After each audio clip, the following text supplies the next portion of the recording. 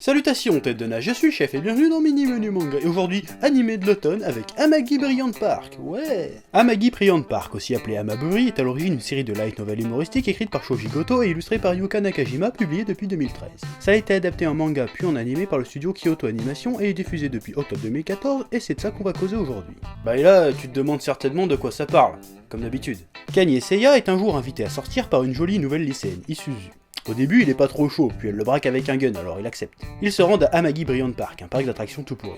Isuzu lui fait faire la visite, mais c'est tellement naze que Seiya veut se barrer, quand soudain la propriétaire du parc, qui est aussi la princesse d'un pays magique, lui demande de devenir directeur et de sauver le parc de la faillite. En gros, c'est ça l'histoire. Alors que penser de cet animé?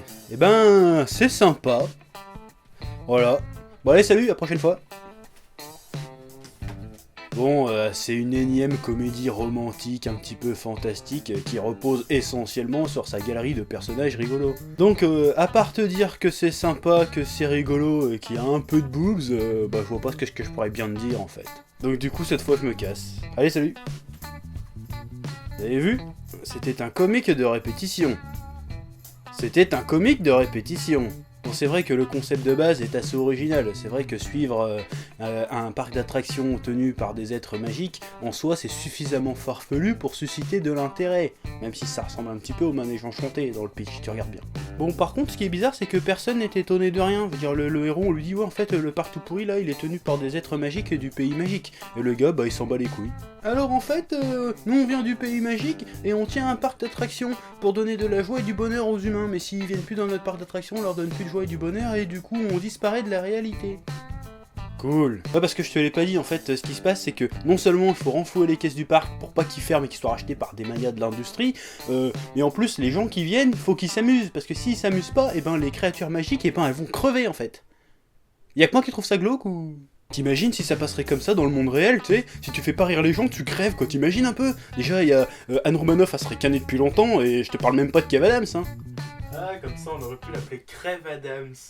Fais gaffe parce que tu vas crever toi aussi. Hein. Bon, comme je te l'ai dit, c'est le genre d'histoire qui repose exclusivement sur sa galerie de persos barrés. Et là, ça fait plutôt le taf, sont tous différents et tous plus ou moins débiles. Là où ça se démarque, c'est au niveau du héros. D'habitude, souvent, dans ce genre de truc, t'as un héros un peu con, naïf et gentil qui doit se dépatouiller d'une situation à la con. Bah là, le gars, c'est un gros connard arrogant, beau gosse et surdoué du cerveau de la tête, que personne peut blairer. Et pour le coup, ça change un peu, même si on se doute qu'au fond de lui, c'est un gentil plein d'amour et de compassion, et toutes ces conneries. Bon, il y a aussi un petit côté harem boubesque, mais c'est pas super prononcé. En tout cas, dans les épisodes que j'ai vus, c'est pas super prononcé. T'as une petite scène boubesque de temps en temps, mais ça se focalise pas dessus, donc c'est pas trop envahissant.